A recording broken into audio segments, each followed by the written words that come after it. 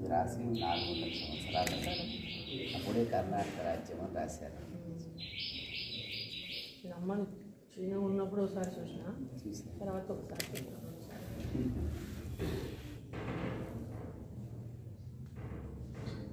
అమ్మ 2012 ఫిబ్రవరి 6వ తారీఖు నాడు ఆ కమాన్ మీద ఆ లింగం మీదకి వచ్చినప్పుడు అప్పుడు ఎదుగురప్ప దర్శనంకి వచ్చాడు.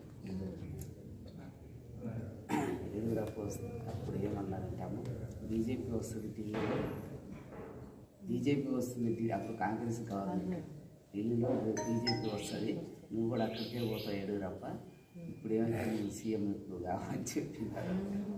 అప్పుడే అమ్మ బీజేపీ వస్తుందని ఆశీర్వాదించారు 2012. ఇంకా 14 అయోధ్య అమ్మ విభూతి ఇచ్చి పంపించింది. మీరు కలిసి ఒప్పే వాళ్ళంతా కూడా కూలగొడతారు. కాకపోతే అందరి నోట్లో వెళ్తే ఎవరు పెట్టాలంటే 600 వరకు వాళ్ళు కూలగొట్టడం తర్వాత ఇప్పుడు కూలగొట్టదు విజయం అవుతుంది అన్నారు. కూలగొట్టొస్తారు అన్నారు. ఇది మాత్రం తర్వాత వస్తారు.